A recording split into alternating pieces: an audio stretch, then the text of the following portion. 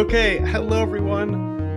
Welcome back to Everyday Anarchism. I'm your host, Graham Culbertson. This is another episode in the series on radicalism in the American Revolution. And we're here today to talk about Shays Rebellion, which I'll let my guest explain in a second what that is and why we shouldn't call it Shays Rebellion. But just for a brief bit of history, Dan, before I let you get into it, we're talking about 250 years of America. And as I keep mentioning on this podcast, this is wrong because the Declaration of Independence is 1776. The war starts in 1775. The Constitution is ratified in 1789. So it's way messier than starting in 1776, Americans had freedom. Right. And one of the big messinesses, there's two big messinesses for me on either side of the Constitution. One is called Shays Rebellion, and the other is called the Whiskey Rebellion. The Whiskey Rebellion I'll have to do another time. Yep. But Shays Rebellion, let's do it, Dan Bullen. Tell us who you are. I forgot to ask how to pronounce your last name. I probably just said it wrong. Yep. And No, you got it. all right, so tell us who you are. Sounds a lot like Bullen a China shop. Bullen a China stop. All right, go for it. Get us started. So thanks for having me on. I'll add just one moment that if it isn't on your radar, everyone should know about this, which is Ray and Marie Raphael's book, The Spirit of 1774. Ooh, I don't know. Because to complicate the story even further, they make the point very clearly that Massachusetts was functionally independent starting in 1774, when the Crown started to try to impose its will on after the tea business that they had in Boston. They tried to impose administrators on all of the town conventions, and all of the towns, everything west of Boston, they repudiated the Crown, and they were functionally self-regulating. They were collecting money for taxes. They were buying guns. They were, measuring the fences. They were setting up, taking care of the roads and bridges. All of the stuff that a people could need to do, they were doing on their own from 1774, right? So then you get the 1776 moment when the government says, when these very young 23, 24, 25-year-old kids start to say that you have the right, if not the obligation, to resist unjust laws. Then the war happens. And then 1786 is 10 years after, if we're going to go with convenient time periods. 1786, we're back in a sense of crisis. And kind of one of the background pieces to this, and I'll dive into really what it was in a second, but one of the background kind of in people's consciousness was the question, is 10 years all we get? Like, do we just get 10 years and then they bring us back under lordships, right? Because there was the period in English history in the 1600s with Oliver Cromwell and the interregnum, and there was a period where they didn't have a monarch, and then they had the Reformation, et cetera. So the people of America are looking at this and thinking, well, here they come again. Here come the monarchs. Here come the elites trying to bring us under lordships, was the people's concern. So to start at the beginning, I got a PhD in American literature. I'm not a history guy. I didn't learn all the rules for history. I just found a living story literally on the side of the road. I was taking one of my books I'd written about Ralph Waldo Emerson and Margaret Fuller. I'm driving from Amherst over to Concord to go try to sell that book at the Concord bookstore, where they have all the transcendentalist stuff, which is its own beautiful form of pragmatism, which is another kind of American anarchism, right? And I, on the way there, drive up the Daniel Shays Highway, and I'm new to the area, and my thinking is, all right, who's this guy? Like, why'd they name a road after him? And I came home. This is 2012. Occupy is recent. Bernie is on the scene. We Are the 99% is in the lingo now. And then as I'm writing the book, the yellow vests, the anti-austerity protests in Europe, I just keep feeling like the story that I found has not really been told. Like, there are 19 books with the title Shays Rebellion out there, and I'm the only one apparently who's told the people's history of what this event was, like what it was like for the people going through these events. And the best way for me to explain, to finally get to this nutshell version, the best way for me to explain what Shays Rebellion is really to say that it's two histories, right? There's the national story of what Shays Rebellion is. And in that story, Shays Rebellion is a propaganda term. And then there's the people's history version of what what is called Shays Rebellion, which is really, the people called it the Regulation. And they took that name from the regulators of North Carolina, who fought it out with the government's forces at the Battle of Alamance Creek in 1771, building sympathy for people turning against the crown and declaring independence. So these were people who saw themselves as regulating their own affairs, right? The reason that it took a long time to publish this book because, and actually it was Ray Raphael was the person who helped me see this. It took me a long time publishing this book because, as Ray Raphael pointed out, everyone thinks they know the story, right? Shays Rebellion is the unrest that led to the Constitution. It forced the founding fathers, right? And literally, the kids are getting this in the middle school curriculum. Not today because school is out. It's June, but like it's there now. Like every year, kids are getting the story. Shays Rebellion is the unrest that led to the Constitution. The farmers got angry about taxes, so they threatened to overthrow the government, which is, we're already on irrational territory, right? This is already mythology. People don't just try to overthrow the government when they're angry about taxes. Anyway, the story they're getting, the farmers were angry about taxes. They threatened to overthrow the government. This showed the founding fathers that they needed to reform the Articles of Confederation and come up with the Constitution. And the small print in that, which they don't tell you, but the reason they're telling you this story is to protect against dangerous poor people, right? We need a federal constitution to protect against dangerous poor people. We need it against dangerous poor people. We need an army that can cross borders and suppress populist insurrections. And so basically, the national story of Shays is being pitched as January 6th, right? These angry people went to negate the will, to negate the functioning of government by overthrowing it through violence. And George Washington's Mount Vernon, they still have on their website, has the page on Shays Rebellion, calls it a violent insurrection in Massachusetts. And they have ignored me in trying to correct the record. There was no violence. Like, first thing I need to say, and I'll keep saying it, there was no violence. When the people were organized, showing up for their protests, there was no violence. There was some score settling afterwards. People lit some houses and warehouses and potash works on fire. There were no murders. There were 2 people who were hung. They were hung for the crime of looting afterwards in unrelated things. People who were punished there were almost no punishments were meted. Like there was almost nothing. There was no actual consequence to the people, but there was no violence from the start. Over 6 months of protests, the people never threw a stone through a courthouse window, right? They never roughed anybody up. There was never any bloodshed. The people suffered quite a bit of bloodshed, which I can get to. You know, the crisis came when 4 guys were killed and 20 wounded by cannon fire. Right? And the people didn't charge into the Springfield Armory with their guns drawn, firing away. They ran away to cries of murder, murder. Right? So I loved telling this story. I was interested as I read into this story and found that nobody had really told what the people's version of this was, and that the historians had warped it to make the people look more and more like these desperate degenerates. I loved telling the story because there's no violence. Like the Whiskey Rebellion, which you already mentioned, happened in 1791. 4 years later, same exact securities, same financial instruments. Alexander Hamilton vowed to pay the war debts, to assume the state's debts, to pay the debts in full. And that meant paying the soldiers' notes, which I can get into in detail, but taxing the people to do it, right? Same exact financial instruments created the second version of this, and it was addressed in the same way. They marched a federal army out, took a bunch of guys, kept them hostage basically for a year. Things died down. It drove people further west. Like, that's the overarching story of what happened in Massachusetts. Was the governor mismanaged things and drove people out of the state. So the story that people didn't want to know, the story that I've told through the book,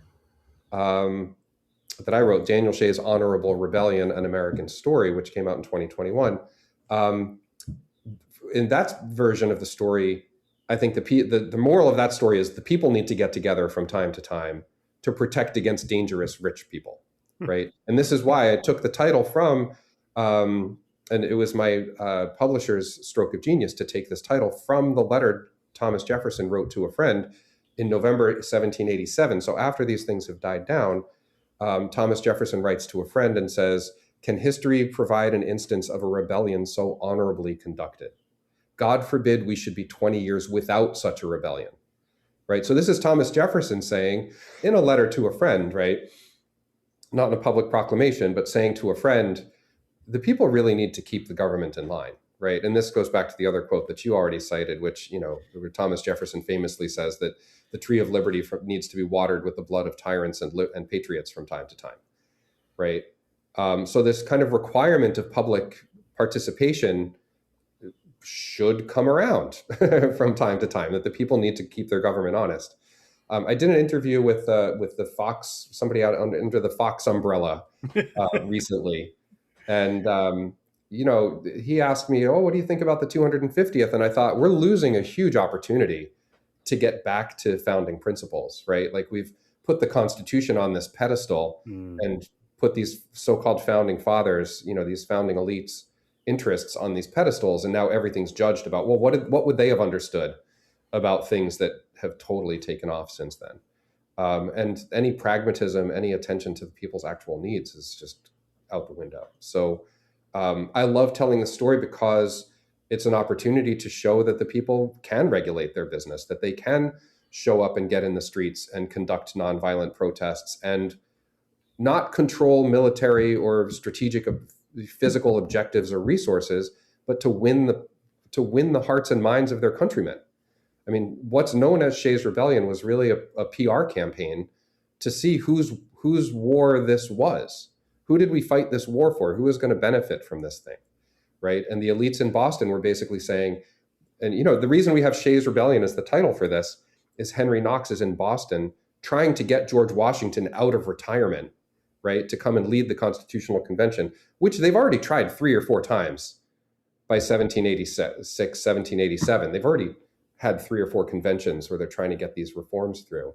But everybody knew that they needed George Washington. But Shays Rebellion was a propaganda term 6 weeks into the crisis, where Henry Knox is writing to Washington saying 12 to 15,000 desperate and degenerate men are preparing to wage a war against the idea of good government, right? So he's holding this gun to Washington's head saying, if you don't come out of retirement and lead us, we're going to lose everything that you fought for.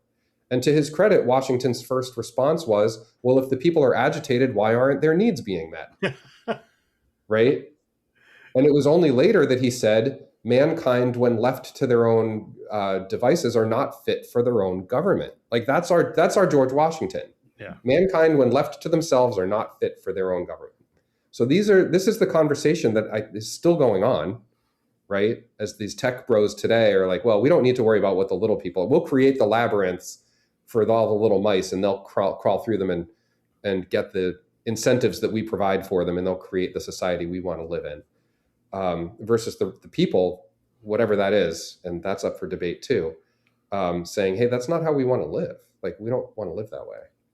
So, and to put the cherry on top of that, and then I can actually get into the history, or you can ask me other questions that have come up, was the epigram that I took for this book was from a Roman historian, Sallust, who said, these things never happened. They always are. Right? History doesn't repeat. It doesn't stop, right? There's not a moment when it's stopped. It's still ongoing, right? Whether it's, Occupy or Bernie Sanders getting stuffed by the Democratic people, or the yellow vests in France or the anti-austerity, like, it's just, you can find this story everywhere. It's just ongoing. And I think that I've been kind of rolling the stone up the hill of trying to get people to understand, like, this is a feature of your life. If you don't see it, it's just because they want you to be blind to it, but it's going on, right? Happening now. Yeah. Let's get to the history in a second. I just want to, throw a few like sort of the political theory stuff that I do, which is just to say, when you talk about self-regulation, when you talk about regulators, you're talking about what a lot of people would call democracy and what I call anarchy or anarchism. And this is totally, this is sort of the question. And there's nothing wrong within, like, a really dry definition of political theory anarchism, which is just like, there's no central power. There's nothing wrong with having an elected government and laws and all this stuff, right, as long as no one gets to say when people oppose these people, oh no, actually, we're not taking any protests right now. It's Right. the government firing on the protesters that flips you out of self-regulation or anarchism. Right. There can be a government under a political theory of anarchism that can do whatever it wants as long as the people are allowed to overthrow it. And in a Right. crucial way, it strikes me that in the Declaration of Independence and then in the Boston Tea Party, you've got this American tradition that later gets called civil disobedience and intersects with the Right. European anarchist tradition of direct action, of just Yep. saying, no, we we let you be the governor for a while, Yep. and we're not waiting for the election because we're done with this Yep. shit. Totally. And that's perfectly compatible with America as we would like to understand it, or as I would Yep. like to understand it. That's why Occupy Wall Street and Bernie Sanders and Martin Luther King and Henry David Thoreau and Frederick Right. Douglass are in. They're Yep. all Americans in this way. And then there's the no, but you have to listen to what the Supreme Court says. And if the Supreme Court says you're wrong, the soldiers get to hit you. That's Right. that's the other thing. That's the Right. tension. The anarchy and the monarchy are interwoven into Right. the American ideal. At least Right. that's my Sure. reading of it. Sure. Sure. Yeah. I mean, there's on the theory level. Well, I'll just go to the material stuff, and Yeah, great. I do want to say, like, when I wrote the book, I wrote a people's history, and I tried to write it like on the ground, day to day, week to week, like what the people were experiencing. They were farmers in the 1780s, so the calendar was a big part of this. And Mm-hmm. Eric Sloan and his illustrated histories with the landscape and the cycles of the seasons and what people would have been doing and what tools they would have been using and all of the material details of how they lived. Like, I steeped the book in that as much as I could, right? Even to, I don't know how many people know the book Oxcart Man by Donald Hall, the poet. It's a kid's book, right? But it's about all the stuff that this family spends all winter making. And then in the spring, Pa takes the cart with the ox and all their goods into town and sells it all, and then walks his way back to New Hampshire with bags full of things for the kids and the family. That economy is really, it's easy to idealize. I don't want to overdo it because they did really depend on English imports.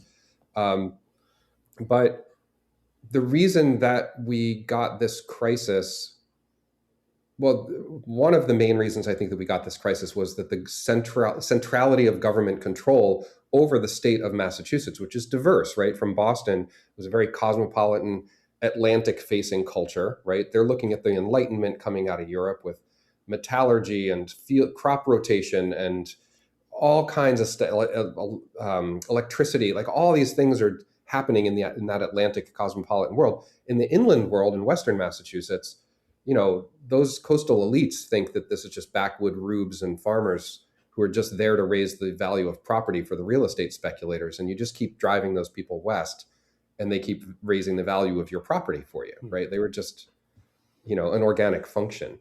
But they hadn't extended bureaucratic control over Hampshire County, which today is Franklin, Hampshire, and Hampden County, Western. So Hampshire and Berkshire County were these like wildernesses, in administrative terms. And there wasn't a central newspaper in 1786 for Hampshire County. There wasn't a central mouthpiece. People were kind of content to live by their own rules. The Scots-Irish, who kind of led the protests that we call Shays Rebellion, were famously self-regulating, self-reliant folks. Expert weavers, they had introduced flax culture to Massachusetts. Expert furniture makers, like, give them a wood lot and they're going to make everything they need out of it, right? So it's just a very different economy to the cosmopolitan coastal economy, and that's where the injustices start coming down following the war, because, and this is the other, I think, one of the really main points for why we had crisis in Massachusetts, was that the people who governed this territory up until 1774 were British. And these were people who knew how to keep the people not too unhappy, not too content, but, at that low moan where management says people, the thing is most stable, right? You don't give them everything they want, but you don't make them groan too much. You keep the wheels turning. And the people who knew how to strike those bargains in an administrative policy setting way were British. And when they left and went back to England in 1774 after the Tea Party, and Massachusetts expressed its kind of functional independence, all those people left. And so now, after the war is over, or even as the war is ending, or as the war is being conducted, the people who are governing Massachusetts are merchant elites who are competing with each other for power and status. They have no interest in striking that bargain with the interior counties, right? They have no interest in balancing the interests or taking one for the team, right? The only person who does that, 1785, the governor is John Hancock, and he's a class trader. He's extremely rich, but he wants to curry favor with the regular people. And he sees this debt problem coming after the war. And his solution, like most of the other states, and I need to take one more step back. It's only in Massachusetts that we have, and can you fucking believe this tone is hard to get out of the story. It's only in Massachusetts that we have these problems. All 13 states had the same economic situation after the war. Massachusetts has a little bit more. They were the second largest contributor to the war effort, 92,000 men, 38 regiments, 1.5 million pounds of state debt by the end of the war. For a state that started the war with 100,000 pounds of state debt, is now 1.5 million, and their tax revenues are like 60,000 a year, right? There's no way this is coming down. So the other states and even the federal government depreciated their debts. They let people pay in paper money. They let people pay in goods.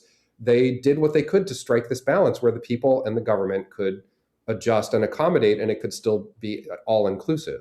And in Massachusetts, that was Governor Hancock's attempt, was to stop collection of debt or stop collection of taxes, depreciate the debts. But this, without going down the rabbit hole of the 1780 Constitution, the way that the Massachusetts government was set up gave the elites a Senate that vetoed all of those things coming out of the House of Representatives.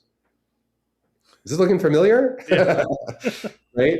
So they set up a House of Representatives and they set up a Senate over it. And this was the model, right? The 1780 Massachusetts Constitution was the model for what we got federally. And then there's a governor over that, and the property requirements just increase as you go up the ladder because John Adams didn't trust people to make their own decisions and run their own show.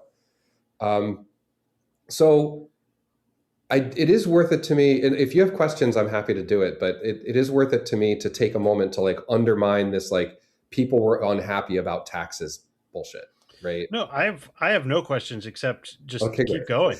Yeah, great. So the way that the economic injustice came down in Massachusetts in 1786 was that James Bowdoin was elected.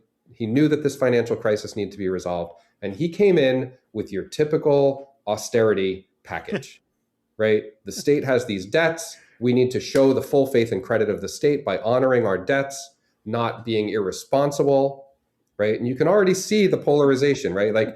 People who wanted alternative solutions to this are drunken degenerates who don't want to pay their debts, right? Where the businessmen who keep the state going are the legitimate ones whose participation needs to be respected, right? So he comes in and says, we're going to pay all of the state's debts in full in 4 annual payments, which is going to be a huge huge requirement, huge burden for the state. And he says, this is what we're going to do. So there are two big problems with this. The biggest problem was everybody could read. So they could read in the newspapers the prices for the securities that are now being paid in full. And those securities have been traded on exchanges at huge discounts. The war bonds and the soldiers' notes have been traded at small percentages of what they're worth. So when the government votes to pay those things in full, they're voting to pay themselves, the holders of these notes, windfall profits. And they're going to tax the people to do it. So just to take this completely apart, right, in detail, the people, and I'll just doing this with the soldiers' notes, the people in this whole scenario, in this economic picture that led to telling the story of this crisis, the people were the state's first creditors. They gave their time, they gave their service, they gave their relatives, fingers, legs, eyes. They gave to the revolution, and they were told that they were going to be paid for their service. First, they were paid with worthless paper money. Then they were paid with promissory notes. And that's going to be a big part of our story here. At the end of the war, nobody had confidence that the government was going to be able to pay these promissory notes at full value. So the soldiers gave them up, and they sold them to their generals or to shopkeepers or anybody who could give them hard money to come back to their farms, start operations back up, and get things underway. They gave them up for 10 to 15% of their value for their own war pay, right? And these notes they tend toward Boston. They start getting collected. They're sold on exchanges. People can see the prices on the exchange. If there's rumors that the government's going to pay them, the prices go up. If there's rumors that the economic picture is bad, those prices came down. But they're hovering around 10 to 15 to 20% of their value, right? So when James Bowdoin, the governor, with advice from Samuel Adams, right, who's kind of playing the Alexander Hamilton role, right, like let's create a wealthy class.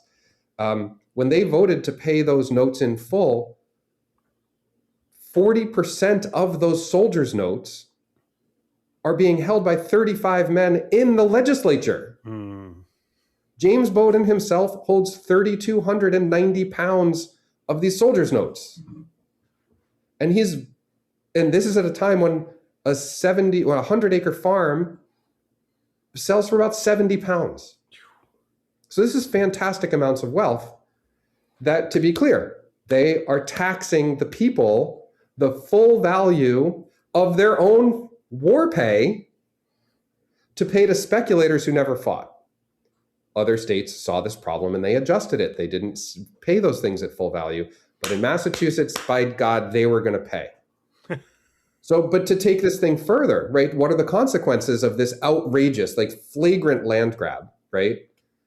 The consequences are, if you're a farmer, your household is defined as including the furniture. So if you can't make your payments and your household is seized by the courts, you're leaving with your tools and your clothing and whatever livestock you can loose herd to your friend's place till you have a place. And then who's taking your farm from the courts? They're being sold at auction. And who's buying farms and livestock in a downturn after the revolution when there's no money in circulation? It's the rich. So this looked to the people, and we can go into the Scots-Irish, their story about being driven. They first settled, the Scots-Irish followed James I to Ulster and started this plantation building, settlement colonization program in 1603, before this American version of that story got started. By the early 1700s, they'd raised the values of the property there enough that they're coming to America. They're going to Boston. They're being driven out of Boston because the Protestants or the Congregationalists, the Puritans, don't like the Presbyterians, who are self-determining, self-governing. So they drive them to Worcester. They burned down their church in Worcester. They burnt out the Presbyterian church. Puritans sent them west.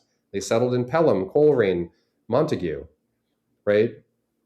So these people have already experienced class warfare. They've already been on the receiving end of, you can't afford to pay this, get out, right? But they've made real contributions to the war. I mean, these Scots-Irish communities served in huge numbers, agitated from early on for independence from Britain, and were strong supporters from the hill towns. And now they're being told 10 years after the war, like, nope, we're coming for your stuff. This is why they complained in the newspapers that they were being brought under lordships again, right? And so they're writing in the newspapers that, there should be no more lawyers and no more courts, because that was another instrument of exploitation. If anything went to the courts, the judges were adding these really steep fees. So the people are looking at this systemic oppression coming down from the elites in Boston, when in Rhode Island and Pennsylvania, Maryland, there were some protests and the governments fixed the problem.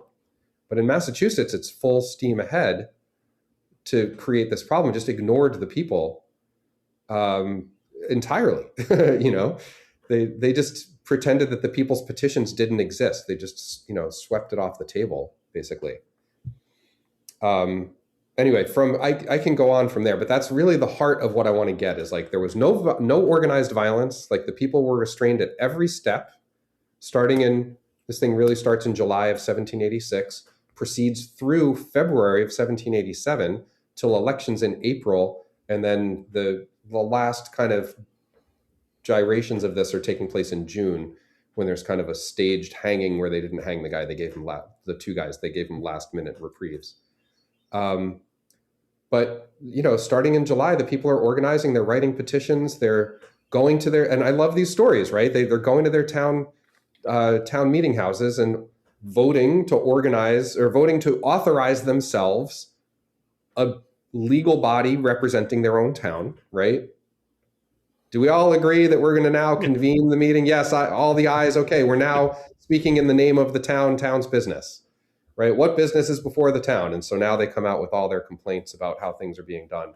And they're sending these petitions to Boston. They're all being ignored. They're not getting out of the House of Representatives. So by August, they're sending delegates to a big meeting in Hatfield, Massachusetts. It's just on the river up the way from Northampton.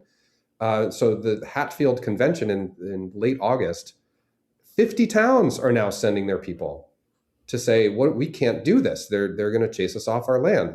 This isn't what we fought the revolution for. This is unjust. And they sent one big petition to Boston, which Boston ignored. So what we know is Shays Rebellion really started late August. August 29th was the first, it was called the Court of Common Pleas, which is a foreclosure court. It's civil cases where property was going to change hands. And the people said, can we not have these courts meet until we figure this out? And the government said, what? We don't hear you. We left and went home to our estates for the summer. So the people show up and they close the court. They obstruct it. They surround it. They don't let people in. At the time, it was this kind of garish ceremony with judges in robes and a scepter escorted into the court by the sheriffs, right? And class dynamics were real at the time. We act like we don't have class now, but I don't think that that's how things actually work. We just don't see the boundaries between the classes. Everybody's middle class. But at the time, that these processions were meant to say, like, we're the educated elite people who came from these universities in Germany and England and France, and we have the power to rule over you. And so those processions were part of that rehearsal. But the people are also making their counter demonstration, right? When they march in, and you can hear the story of this kind of class opposition in the way that the people dressed. Like they came in uniforms from the revolution if they still had them. They came with their guns if they had them from the revolution. I think about a quarter of them were armed. A quarter of them had guns and a tenth of those had bayonets, right? So not well armed, right?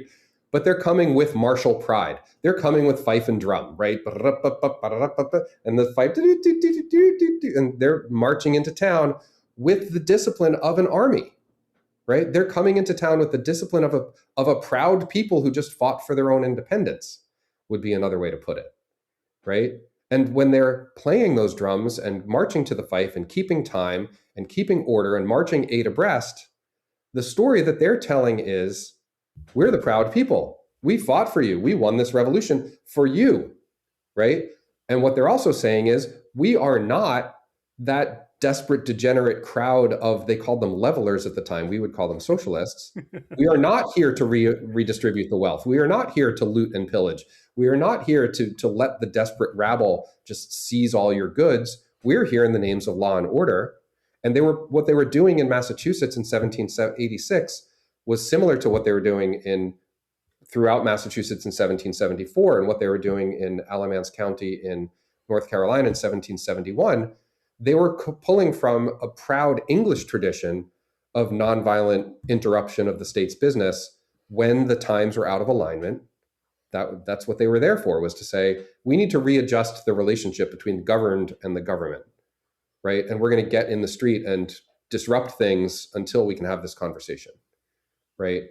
This is not the January 6th story, right? The January 6th story is a very different story, which comes out of the American South during Reconstruction, right? When the people, the whites in the South, said, we are not going to let federal law apply here. We will defy it.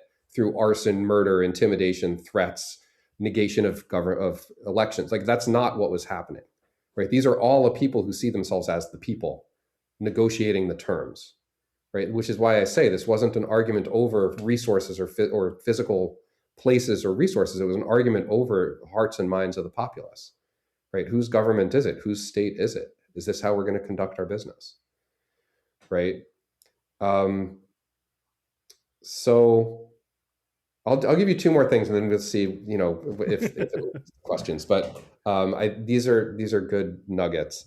The government's response to this first round of protests in August of 1786 is Governor James Bowdoin issues a proclamation saying that the people have introduced riot, anarchy, and confusion into the state.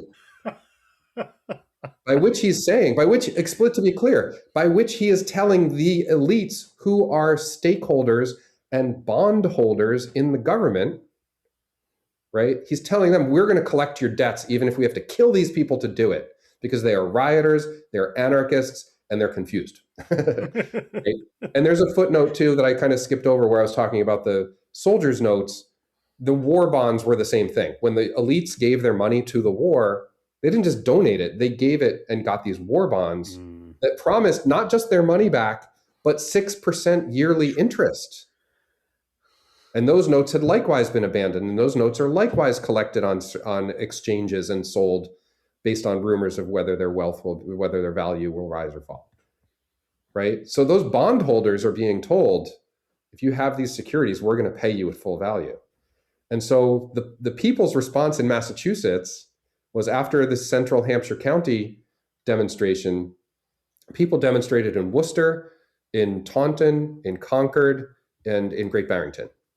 All the people came out and said, yeah, this isn't how we're going to do things, right? And in Worcester, there's two little instances I'll give you of this. In Worcester, Artemus Ward, who was the head of Massachusetts Army, right, in the early stages before the Continental Army was formed and he was, George Washington took over, Artemus Ward comes out to meet these protesters, these regulators. They're surrounding the courthouse with their bayonets drawn, and he, presses against their bayonets till the silk robes can be heard ripping. And he charges to the top of the courthouse steps and says, "Who's in charge? What do you need? What are your demands?" And the guy who answered was an artillery captain from the army. He says, "I'm not in charge. Nobody is." I could tell you what we want, but we all want the same thing, and we all know the script. This is your anarchism. Oh, absolutely. Right? This is like the people resisting unjust rule. And the people are there. And to be clear, and this is the part that I loved writing in the book, they're there wearing suits of homespun linen and hemp and wool, and they're making this out of their own fields.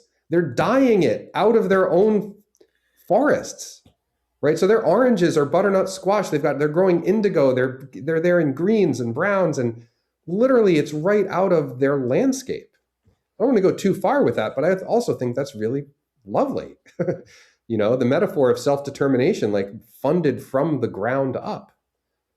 And, also it's worth mentioning, with a rabbit hole I won't go down, but the 1780s are also when that Enlightenment project of discrediting everything the popular people, the regular people know about which herbs to use and which roots to use. And no, now we've got to go through experts and, authorities.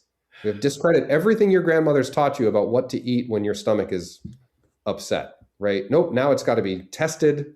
And we all love Mark Twain for taking the piss out of all that foolishness, right?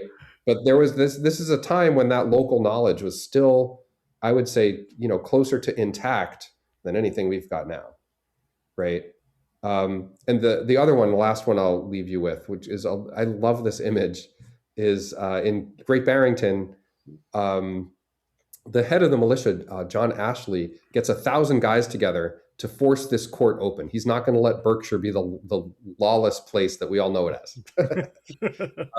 And so he gets to the court, and one of the court's own judges, William Whiting, comes out from the court and says, whoa, take it easy. What's going on here? If you're on the people's side of this issue, take this side of the road. If you're on the government side of this issue, take this side of the road. And by the time everybody's sorted themselves out, there's 800 guys from the militia on the people's side of the issue, right? So this is a problem for Boston.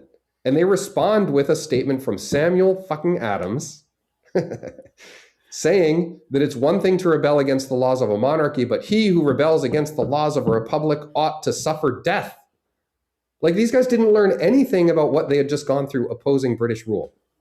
Yeah, this is the only place I need to break in and just say this is the bullshit that drives my entire project, is that people want to say, oh, the Declaration of Independence worked because it was a monarchy, and that's tyranny. But if you've Right, elected a bunch of right, assholes who are going to murder you, that's right, just how democracy works, and hopefully right, you win the midterms. That is right, right.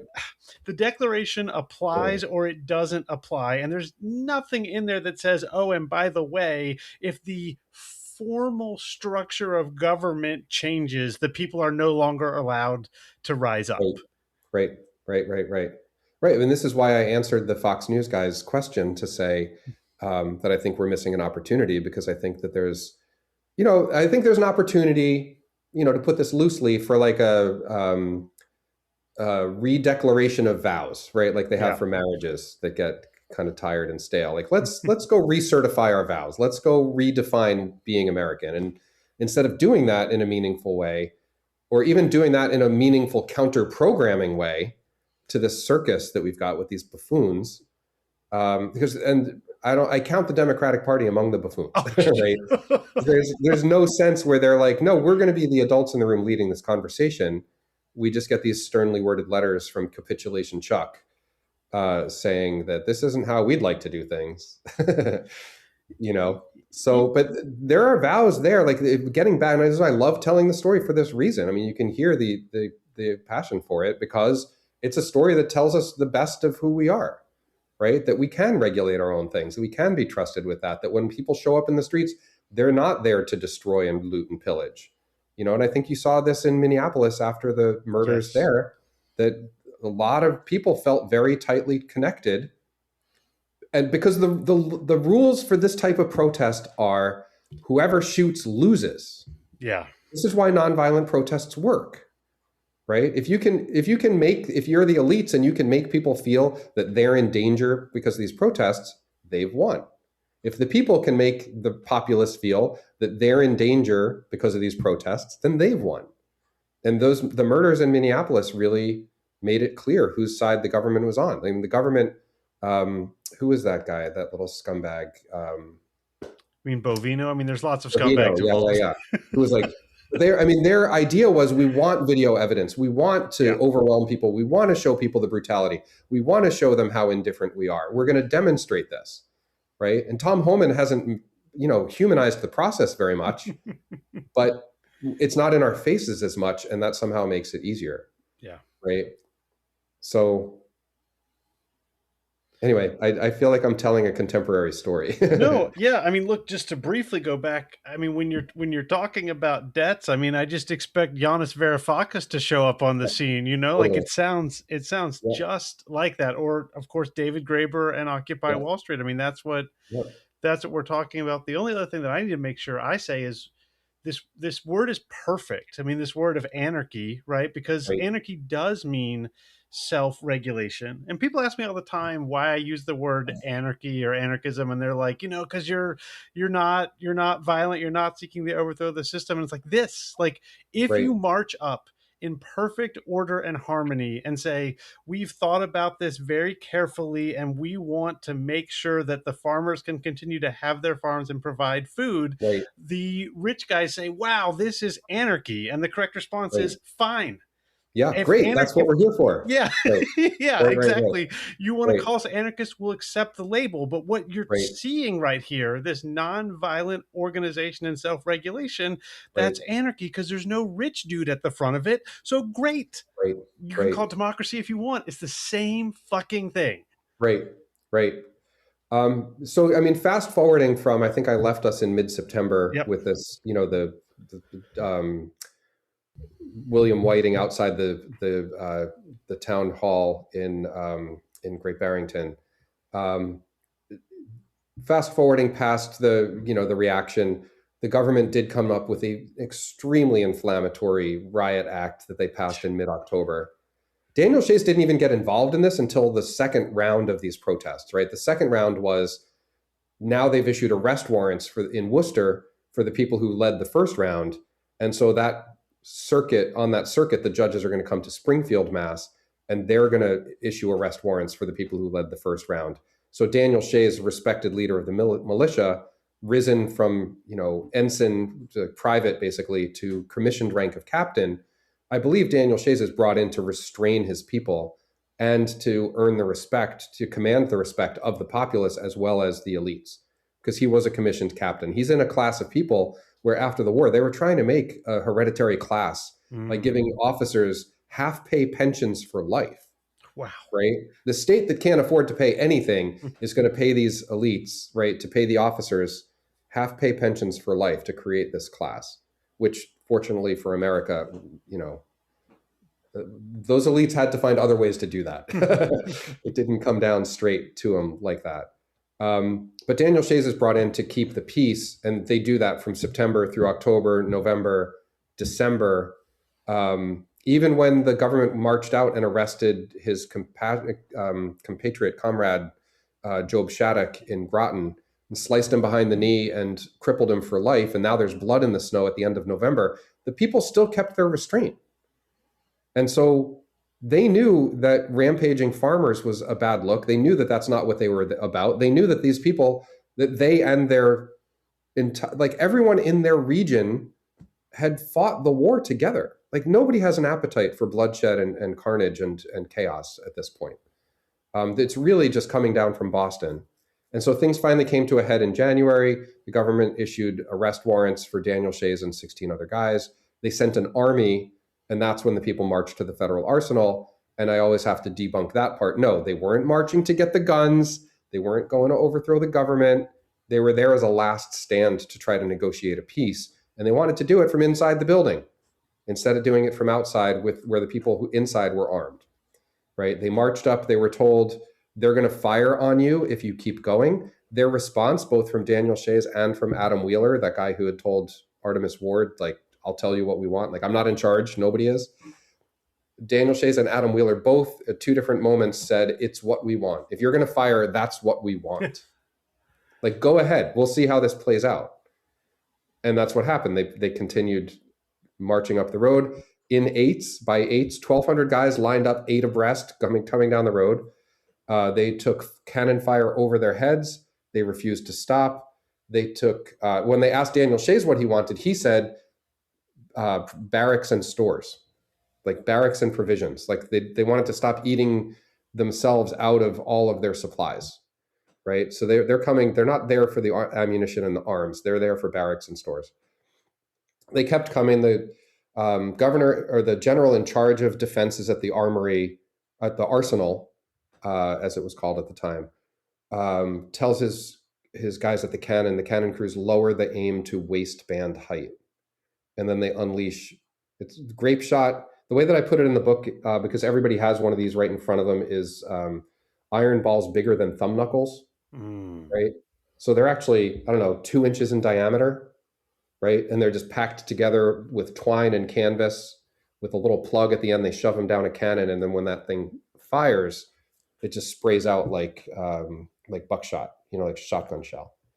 So 4 guys are killed in the road, 20 are wounded, which is basically the whole first 3 lines. Like, picture 7 guys to your right lined up abreast and 1,200 guys behind you. And now they let those cannon off, and the first 3 rows are in the road bleeding, right? And again, the people didn't charge, they didn't fire, they retreated to cries of murder, murder. And, to fast forward further, by April 1st, they have peaceful elections in which the populace of Massachusetts says with one voice, James Bowdoin, get the fuck out. Like, nobody wants to live like this. And it was 3-1 out here in Western Mass. It was 2-1 in Boston against James Bowdoin, right? That's a 66-33 election. But James Bowdoin had no support. I'm told by people in Boston that James Bowdoin's portrait was not hung in the state house for 100 years because of how he had mismanaged this, right? But Henry Knox shows up and launders this story and turns it into a national story about avoiding the perils of populism and the dangers of mobs, right? And that's why they're still teaching it today, and they're ignoring the part that, and I'm just following Howard Zinn's footsteps, right?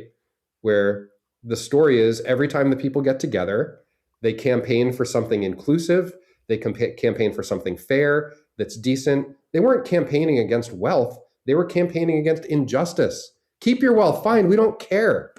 Sail around Boston, drive around Boston in your big gold ornate carriage. We don't care, but don't come take us off our farms to do it, right? The inequality was not the problem. Injustice was the problem, right? And so I think that this is a great legacy for us now as we're still all facing the same conditions.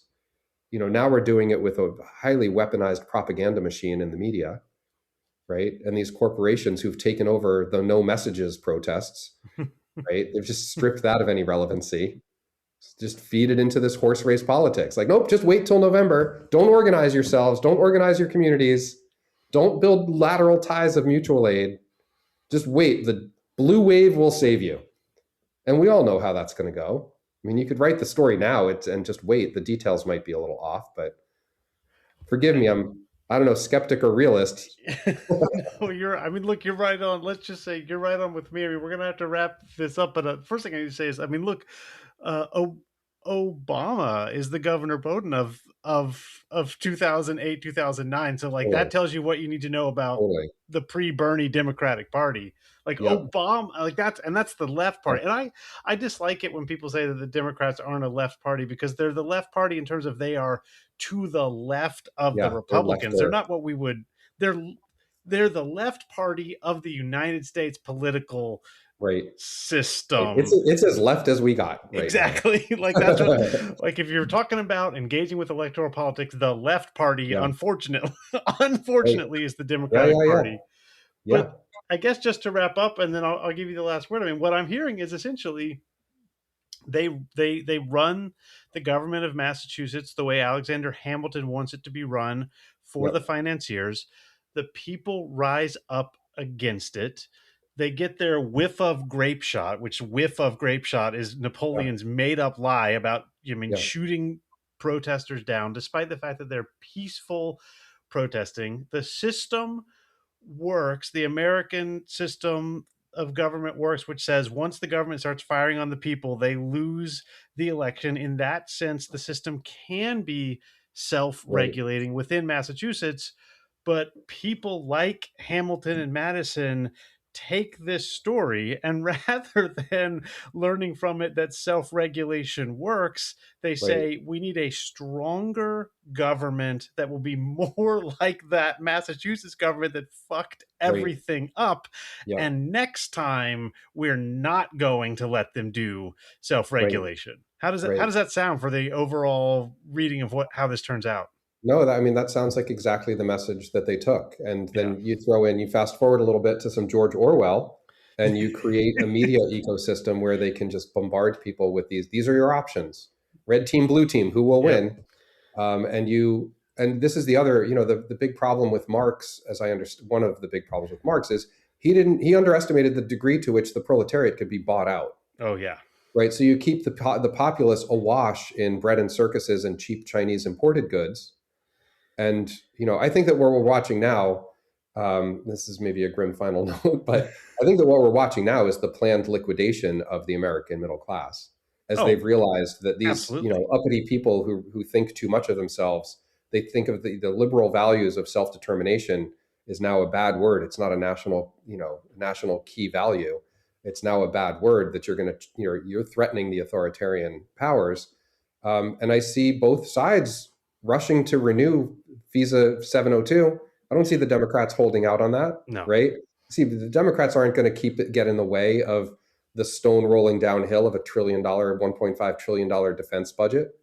Well, we need safety. We need security. They're not going to get in the way of AI data centers. They're not going to put 13 judges on the Supreme Court, which is the bare minimum requirement for starting justice again in this country. Getting money out of politics. The blue wave isn't going to produce any of that, right? But a popular convention, I don't want to call it a people's convention. I know that the elite people are trying to push for a new constitutional convention so that they can push right to work, et cetera, right? With an elite's Declaration of Independence, an elite's right of Bill of Rights. But I think that if the people got together, we would start to see. I'll end on this: is the vast overlap. Like whenever I've told this story, and I love telling the story to Trump folks. I love telling the story to Bernie folks. And what I've found is this story lives in the place where Bernie folks and Trump folks are saying the same thing. Yes. Right. And hilariously, I said this to my friend from Fox, is that I think the big problem with our politics is our media ecosystem is designed to keep those people from talking to each other, from having those common sense conversations where, yeah, elected officials shouldn't trade stocks. That should be basic, The list goes on. There's a lot that Americans agree on that is basic common sense and decency, but our parties exist to polarize all of those things and keep that conversation from happening. So that said, thank you for facilitating this conversation and, finding the stories, finding the moments in American history where, yeah, the people could rely on each other. The people could get it done as regular people standing up and looking past each other's stuff, but being there for a common purpose and getting the job of governing done and done well in a way that respects the people, the populace. Yeah. My initial response to America 250 was, I don't want to have anything to do with this. And then I realized I was letting my disgust with Trump override my instinct, which is there is America. The American experiment has been the struggle between Right. the Right. tyranny and the democracy, the anarchic element and the self-regulation and the belief that we can count on James Madison to save us. And I got to do what I can to get that other half of the story out because they're not going to tell it anywhere else. Yeah. No, it's, I think the perpetual revolution is where we need to be. I think that's the Marxist version of, you can elect leaders, but they're going to sell out to the elites. So you need to keep electing leaders who are going to be accountable. Yeah. And for accountability. And show up and make them uncomfortable if they're not accountable. And that's not reclaim anarchy. The flag. I had a really hard time living outside of Northampton, Massachusetts. I had a really hard time finding an American flag bumper sticker to put on my car. Yeah. You could get every other progressive type of flag. And it makes me mad that those flags should be hard to find. Like we all still have those values. Like there's a great legacy if we can mine it. Like, why are you giving this symbol up to these people who want to take us back to a very different type of story? Very different. The Gadsden flag is the same way for me. I love the Gadsden flag, the snake, which is an image that probably originally comes from Franklin, but we're not sure. But it's become the January 6th thing is like the tyranny that they are against is federal actions taken to make the world a better place. That's the Gadsden flag has been rewritten as a right wing thing. Right. And no, I mean, the flag that we need now is the join or die flag, right? Where the snake is all cut into bits. And it's like, if we don't get together, and this was what the people were saying in their editorials in the newspaper was, if we don't stand together, they're going to take all we have. Now that's a place to end it. Thank you so much, Dan. This was such a pleasure. Thanks for having me on.